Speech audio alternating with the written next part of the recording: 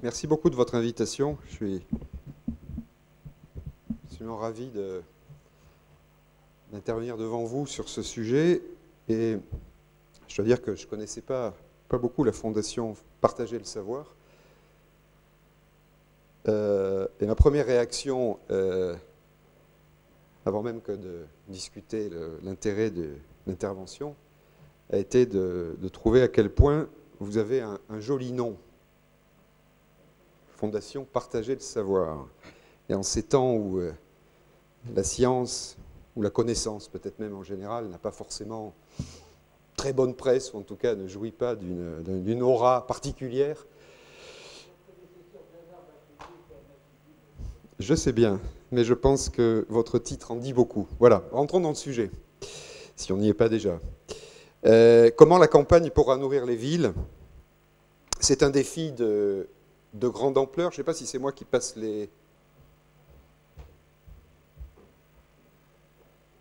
Voilà. C'est un défi de grande ampleur que cette question, comment la campagne pourra nourrir les villes. Je vais prendre le cas de l'Afrique, pour être plus précis, particulièrement de l'Afrique subsaharienne, puis on pourra discuter, si vous le voulez, le cas peut-être plus précisément de l'Afrique du Nord, du Moyen-Orient, qui se pose dans des termes un petit peu différents, mais enfin, vous allez voir, il y a beaucoup de similarités. Alors c'est un défi de grande ampleur parce que l'Afrique, depuis des années maintenant, importe de plus en plus de produits alimentaires. En réalité, elle était exportatrice nette dans les années 60 et elle est aujourd'hui très lourdement déficitaire. Et puis vous le savez, c'est également le siège, si on peut dire, d'une forte insécurité alimentaire au sens où, à peu près globalement, pour aller vite, à peu près un quart de la population dans cette région du monde, selon la FAO, souffre donc d'insécurité alimentaire. Or, dans les 40 prochaines années, ou à peu près, que va-t-il se passer? La première chose, bien sûr, c'est la population. On attend en Afrique subsaharienne 1,2 milliard d'habitants, de personnes en plus, autrement dit 2,5 fois la population de 2010. On sait par ailleurs, et c'est évidemment heureux, que les revenus par tête, ont tendance à augmenter. Vous savez que l'Afrique, en particulier en Afrique de l'Ouest, depuis quelques années, croît au rythme d'à peu près 5% l'an. Qui dit hausse des revenus dit qu'on peut acheter plus, bien sûr, pour se nourrir quand on passe d'un stade de pauvreté à un stade d'un peu moins pauvre. Et puis surtout, également, on diversifie son alimentation. On va acheter des produits animaux, des produits laitiers, de la viande, qui eux-mêmes, lesquels animaux, bien sûr, ont besoin de se nourrir. Donc il y a tout un effet cascade en termes de besoins de production agricole pour pouvoir nourrir ces animaux qui vont donner les produits animaux qui sont de plus en plus recherchés par les consommateurs. Et puis il y a donc l'urbanisation qui nous intéresse particulièrement, puisque sur les 1,2 milliard d'habitants qu'on attend en plus par rapport à 2010, eh bien, la grande majorité, vous le voyez, 800 millions de personnes vivront dans des villes. C'est-à-dire qu'on passerait d'un taux d'urbanisation de 36% actuellement à 56%. Qui dit urbanisation dit encore, là encore, changement d'habitude alimentaire. On ne cultive plus par définition, en tout cas beaucoup moins, un petit lopin de terre si on peut le faire, mais en général, évidemment beaucoup moins, et on change également ses habitudes alimentaires, donc ça a des conséquences sur l'ensemble de la chaîne d'approvisionnement. Donc une demande en très forte croissance, alors que les contraintes elles-mêmes qui vont peser sur la production agricole vont également croître. Le changement climatique qui risque de peser sur les rendements, les ressources en eau qui risquent de se réduire, ou en tout cas d'être sujette à une concurrence de plus en plus forte, des besoins en énergie croissants également dans toute une série de défis.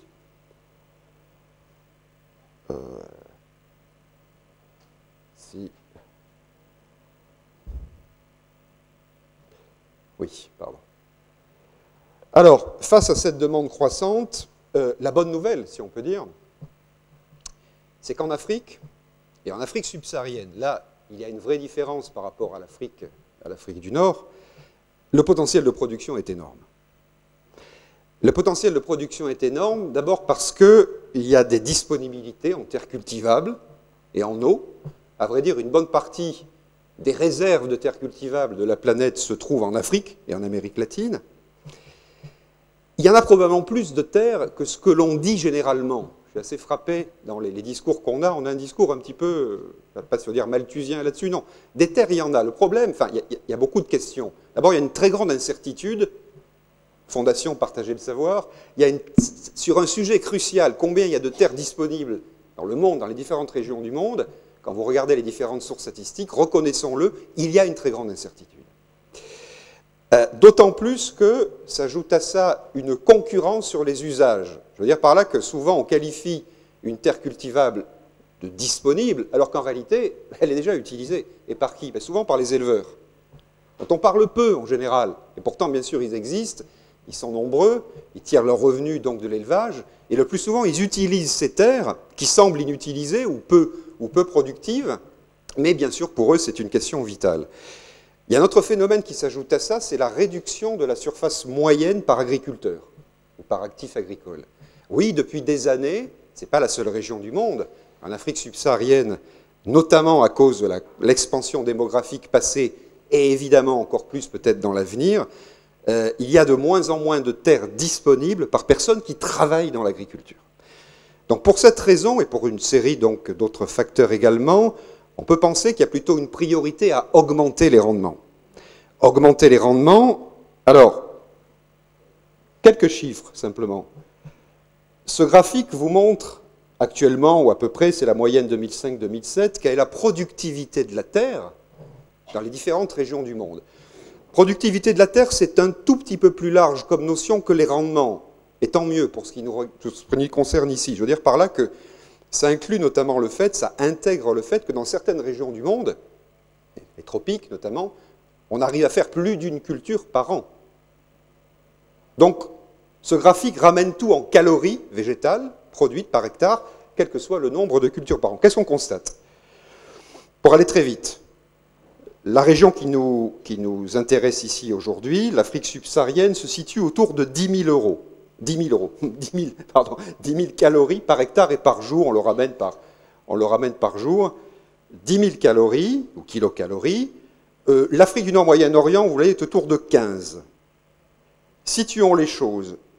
En Europe et en Amérique, que ce soit Amérique du Nord ou Amérique latine, on est entre 25 et 30. Donc d'un côté, 10-15, de l'autre, 25-30. Regardez l'Asie. 30 000 calories par hectare et par jour. Un petit peu plus que l'Europe, pratiquement jeu égal avec l'Europe. Oui, c'est quelque chose qui va peut-être parfois d'ailleurs à l'encontre de certaines idées reçues. L'Afrique a une excellente... L'Asie a une excellente productivité agricole. Donc je reviens en arrière. Priorité à la hausse des rendements. On part de bas, ou de très bas en Afrique par rapport aux autres régions, déjà pour une raison simple, si on peut dire. C'est que pour la plupart des exploitants agricoles, les moyens de base d'augmentation de la production sont absents, ou très faiblement limités. Manque de crédit, pas assez d'intrants, d'engrais, semences améliorées et autres moyens de production, faible mécanisation. Donc, la mauvaise nouvelle, c'est qu'aujourd'hui, c'est pas bon. La bonne nouvelle, c'est que la marge de progrès est très grande si les moyens de production sont au rendez-vous. Enfin, il y a un gisement de productivité ou de production inexploitée qui est la réduction des pertes post-récolte, grosso modo de l'ordre de 30%, mais je crois qu'il est prévu d'y consacrer une intervention particulière aujourd'hui. Deux questions majeures parmi toute une palette, évidemment, d'interrogations. Deux questions majeures, à mon sens, la première étant le conflit potentiel entre la modernisation nécessaire de l'agriculture et l'emploi rural. Tout à l'heure, je vous l'ai dit, on attend à peu près 1,2 milliard d'habitants en plus en Afrique subsaharienne dans les 40 prochaines années. Et l'essentiel sera de la population urbanisée, vivant dans des villes. L'essentiel, mais pas toute. C'est-à-dire qu'on attend de l'ordre de 300 millions de personnes nouvelles, autrement dit une augmentation de pratiquement 60%, dans les campagnes d'Afrique subsaharienne. Alors, l'Afrique subsaharienne présente cette caractéristique quasiment unique dans toutes les régions du monde, qu'on va avoir à la fois une forte augmentation de l'urbanisation, mais également une croissance en valeur absolue de la population rurale. Donc il ne faut pas se tromper. le défi n'est pas uniquement celui de l'urbanisation, déjà énorme. Il est également celui de fournir de l'emploi à une population rurale qui va continuer à croître dans les 30 ou les 40 prochaines années. Par ailleurs, les exploitations agricoles, ou la majorité des exploitations agricoles en Afrique subsaharienne, sont trop petites pour fournir un revenu décent aux agriculteurs. Trop petites en général, 80 ou 85% ont moins de 5 hectares. Donc d'un côté, il faut fournir de l'emploi rural, de l'autre, il faut que les exploitations s'agrandissent, et il faut probablement qu'un certain nombre de personnes qui sont dans l'agriculture aujourd'hui puissent, ça serait évidemment souhaitable, faire autre chose, être mieux rémunérées que rester simplement dans l'agriculture. Alors, ça veut dire quoi? Ça veut dire qu'une bonne partie de la résolution, si on peut dire, du problème agricole alimentaire, en réalité se trouve dans les autres secteurs de l'économie. Il faut de la croissance dans les autres secteurs de l'économie pour pouvoir absorber une partie de la main-d'œuvre excédentaire en agriculture. Il y a un secteur qui est très sous-exploité, à mon sens, ce sont les industries agricoles, agroalimentaires, les IA, qui transforment les produits agricoles, mais qui sont, dans la plupart des pays d'Afrique subsaharienne aujourd'hui, assez peu développés. Deuxième question majeure, à mon sens, c'est le risque d'exclusion des exploitations familiales. Risque d'exclusion des exploitations familiales parce que c'est une chose que de se demander comment et jusqu'où et dans quelle proportion il faut produire, arriver à produire. D'une certaine manière, je ne suis pas trop inquiet avec la technologie qu'on a, dont on dispose aujourd'hui. Le potentiel est là, je vous l'ai dit, la demande est là, la production augmentera. Mais qui va produire? Qui va produire? Est-ce que ce sont des grandes exploitations, principalement à base de salariat, dont certaines pourraient d'ailleurs être le fruit d'investissements étrangers ou nationaux d'ailleurs, et qui risqueraient de chasser en quelque sorte cette myriade de petites et moyennes exploitations? Au contraire, est-ce qu'on ne donnera les moyens à la paysannerie de pouvoir accroître sa production en lui donnant accès à de meilleures conditions, notamment de crédit, d'intrants, etc. Il y a là un enjeu absolument majeur. Une partie de ces petites exploitations peuvent tout à fait, si elles ne le sont déjà, devenir compétitives et approvisionner les marchés locaux. C'est ça la clé. Comment arriver à favoriser l'émergence d'une frange de petites et moyennes exploitations familiales qui produiront plus pour approvisionner les marchés locaux.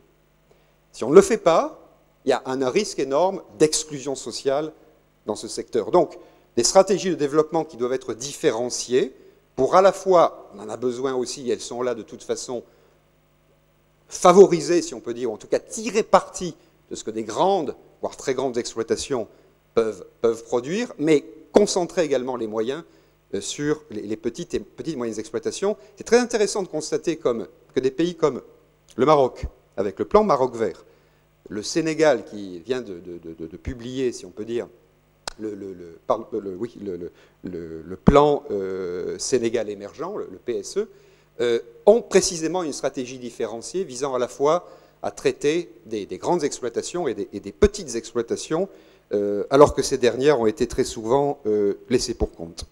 Voilà.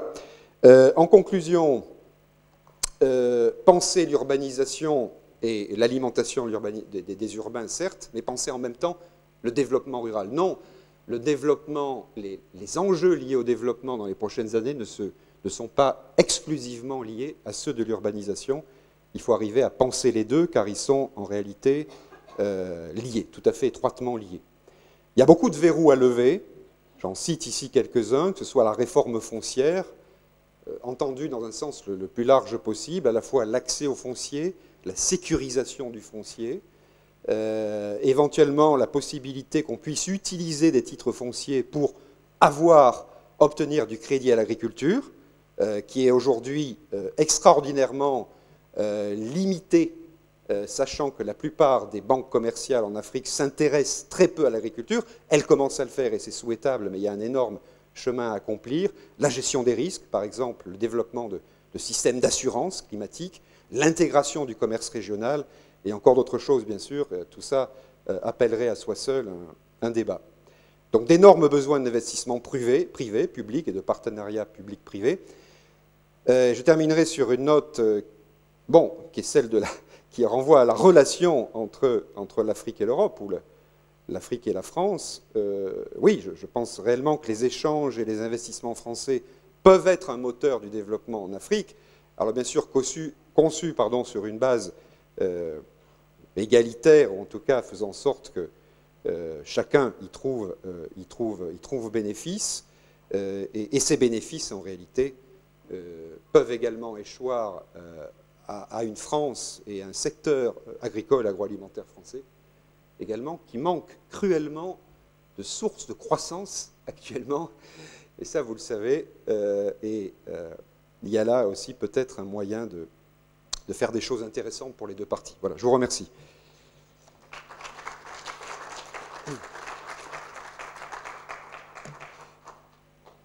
Much, Dr. Debar.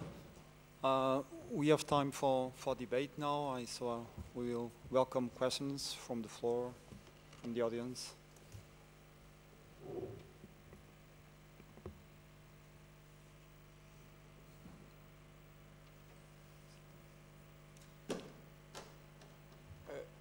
Finalement,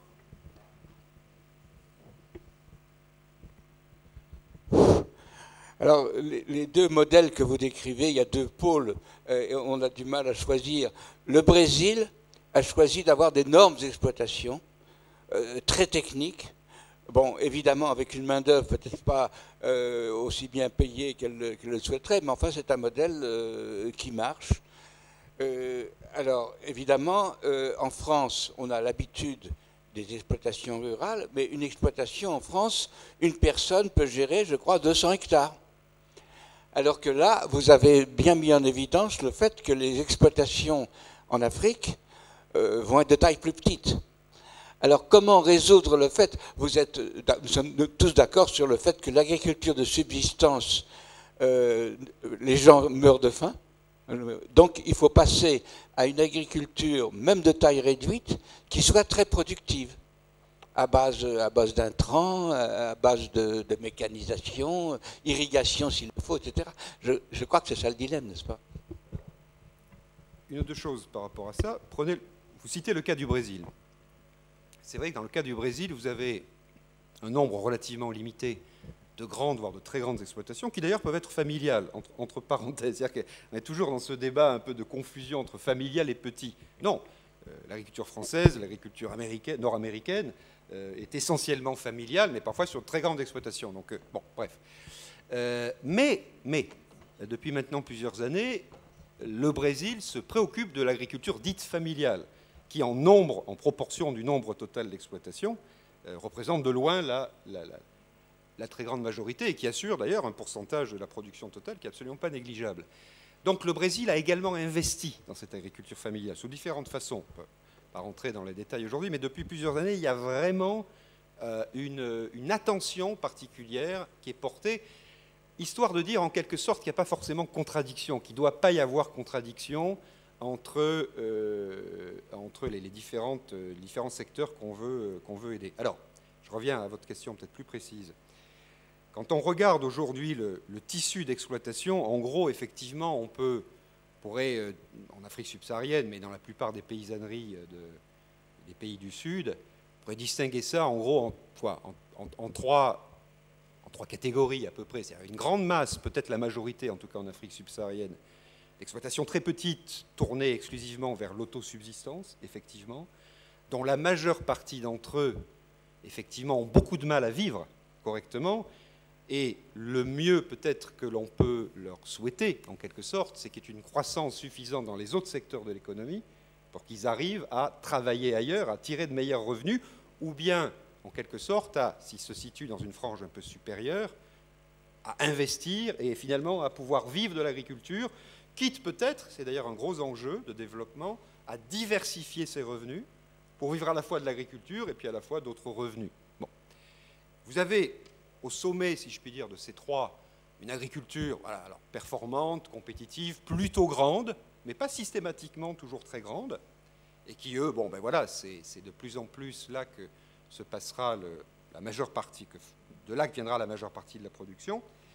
Mais il y a donc cette frange intermédiaire qui nous intéresse, nous, particulièrement à la Fondation FARM, Fondation pour l'agriculture et la ruralité dans le monde. cette frange de l'exploitation petite, moyenne, qui ont les moyens ou peuvent avoir les moyens d'investir, si on leur en donne les moyens, si les politiques publiques sont orientées vers elles. Alors, si s'organise aussi ce secteur, parce que malheureusement, très souvent, ce sont des petites moyennes exploitations, il faut qu'elles se regroupent, qu'elles regroupent l'offre, qu'elles aient dans des coopératives ou des groupements de producteurs performants, compétents. Donc il y a des choses qui se font déjà, mais on doit évidemment beaucoup mieux faire. Donc voilà, je crois qu'on peut avoir des stratégies, ce que j'appelais tout à l'heure des stratégies différenciées.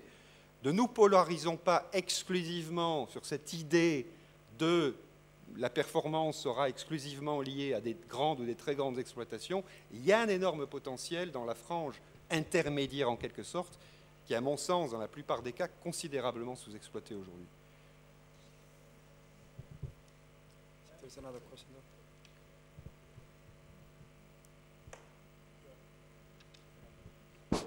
Oui, je vais aller dans le même sens. Moi, je suis plutôt pour qu'on puisse adapter les mécanismes par rapport aux réalités de chaque pays, de chaque zone. C'était le cas, par exemple, du Sénégal, voilà, qui ont adapté par rapport à leur réalité, le Brésil. Par exemple, du cas du Congo-Brazzaville, où actuellement le gouvernement a lancé des projets pilotes qu'on appelle les villages agricoles, où le gouvernement a financé, on a construit des maisons de zones précises, et on a donné des moyens aux jeunes qui produisent, et l'État achète ces jeunes-là. Et je pense que c'est une expérience qui marche déjà un peu bien. Le deuxième aspect, c'est au niveau de l'agriculture familiale. Ça, c'est vraiment dans le sang, au niveau de l'Afrique subsaharienne. Mais les coopératives, on a essayé depuis longtemps. Malheureusement, ces coopératives ne sont pas assistées. Il faut plutôt qu'on mette l'accent à ce niveau. Les aider, les organiser, les former, pour qu'ils comprennent que ce qu'ils produisent, ce n'est pas seulement pour la petite famille, mais c'est pour nourrir un nombre important de personnes. Et de cela, de fil en aiguille, on pourra atteindre une production acceptable en prenant compte de ces minorités-là. Donc ça, c'est vraiment, je pense que c'est ça qu'il faudrait, ce commentaire que je voulais donner par rapport à cela. Merci. Merci, Monsieur le Président. Je crois que, à la fois M. Debar et le dernier intervenant, vous avez mis l'accent sur, au fond, qu'est-ce qui a fait le succès de ces exemples et surtout du Brésil. Brésil, encore une fois, petite entreprise, agriculture familiale, agriculture de subsistance. C'est que le paquet technologique n'est pas seul suffisant. Vous pouvez apporter toutes les technologies que vous voulez, même les plus évoluées, s'il n'y a pas en même temps accompagnement avec des mesures de type social. Et j'entends bien. Accès à l'école, scolarisation donc des enfants, vaccination des enfants, santé des petits agriculteurs, accès bien entendu au crédit, au mini-crédit, accès à la route, accès à des moyens d'entreposage. Bien entendu, comme Debar l'a dit, les regrouper coopératives, parce que le paquet technologique, vous ne pouvez pas le faire arriver sur le micro-fundium. Il faut qu'il y ait un peu plus d'espace pour que, par exemple, le machinisme puisse entrer, pour que l'engrais puisse arriver. Donc, si vous voulez, c'est cette double approche, c'est-à-dire au Brésil, la Bolsa Familia, on donne à la famille et à la mère, avant tout, une aide sociale et qui est considérable, qui a permis de sortir des dizaines de millions de petits agriculteurs pauvres brésiliens du temps de Lula de la pauvreté, et la politique continue. Et en même temps, évidemment, l'Embrapa, le grand bras de l'agriculture brésilienne, l'équivalent, si vous voulez, au Sénégal de l'ISRA, qui est allé apporter, depuis la technologie la plus simple, par exemple, la fixation biologique de l'azote atmosphérique, l'inoculation des légumineuses, c'est des choses élémentaires, mais ensuite, petit à petit, des choses plus complexes, la transformation des sols, la restauration de la fertilité, etc. Donc j'insiste, et aujourd'hui tous les spécialistes sont d'accord, qu'on ne pourra sortir de la pauvreté ou de l'extrême pauvreté ces agriculteurs petits qui souffrent de la faim, mais qui nourrissent paradoxalement. L'agriculture brésilienne familiale nourrit 60% des Brésiliens, en produits notamment, légumes, etc. Donc je crois que là, il faut qu'il y ait un consensus, il existe, mais il faut que peut-être cette conférence réinsiste dessus. C'est la seule façon de faire une agriculture nouvelle, plus, disons, adaptée, et en même temps que les gens sortent de la pauvreté. Merci, Monsieur le Président. We'll take one last question and then we'll move on. Yeah. Bonjour. Je voudrais parler aussi des problèmes de compétition entre élevage et agriculture, entre agriculture et déforestation. Est-ce que vous pouvez commenter là-dessus? Oui, alors, c'est effectivement une grande question, un grand problème. Il y a beaucoup de facettes à ça. Un point qui me semble important de souligner, dans le contexte de notre débat, c'est qu'il renvoie aux questions d'intensification de l'agriculture. C'est-à-dire que, pourquoi il y a déforestation? Parce qu'on veut gagner en surface, par définition. Pourquoi on veut gagner en surface? C'est parce que les rendements, la productivité de la terre, comme je l'appelais, que l'on fasse de la culture ou de l'élevage, hein, voilà, la façon dont on va tirer son revenu, n'est pas suffisante. Bon. Donc d'une certaine manière, il y a un lien très fort entre le degré d'intensification de l'agriculture et l'expansion sur des forêts ou sur des surfaces que l'on préférerait ne pas défricher, que l'on préférerait conserver pour des raisons d'écosystème et autres. Bon. Donc je crois que ça renvoie directement voilà, dans quelle mesure on se donne les moyens, et surtout on donne les moyens à ces exploitations familiales de produire plus, donc par unité de surface, sachant que, comme l'a bien dit M. Sasson, ce n'est pas uniquement un problème technique, c'est même peut-être pas d'abord un problème technique, parce que les éléments techniques, on a déjà depuis longtemps finalement les éléments de base, même si bien sûr la science et la technologie continuent, mais c'est l'accès à ces techniques. C'est l'accès. Voilà. Alors, pour faire court, il se trouve que, par ailleurs, le cas de l'élevage pose encore d'autres questions plus spécifiques. Et en moins une, c'est que, quand on parle de pauvreté, et c'est vrai que la grande masse de ces tout petits agriculteurs le sont, ben, malheureusement, les éleveurs sont plutôt une proportion importante, voire majoritaire, de cette masse d'exploitation. Alors, c'est parfois, il faut être honnête, hein, on est parfois dans des schémas de développement difficiles quand il s'agit d'élevage transhumant, quand il s'agit de... Voilà, quand les problèmes, comme c'est le cas depuis quelques années, d'accès au foncier, il y a une gourmandise, une convoitise même, si on peut dire, pour le foncier, qui se pose de plus en plus, parce que, voilà, la demande, les prix. Quand vous êtes un éleveur transhumant, un petit troupeau, et que votre foncier, du jour au lendemain, il risque de disparaître, ou en tout cas d'être accaparé par d'autres, qu'est-ce qu'on fait? Alors, il faut reconnaître par ailleurs que beaucoup de gouvernements ont des attitudes, gouvernements, bailleurs de fonds internationaux, les gens qui s'intéressent à ça de manière générale, ont des attitudes un peu ambiguës ou mitigées, ou je crois qu'ils reflètent la difficulté de la situation. D'un côté, socialement, on voit bien l'immensité du problème, et de l'autre, c'est vrai qu'on est conduit vers des trajectoires d'intensification. Donc comment, en élevage en particulier, on arrive à concilier les deux, c'est une très grande question.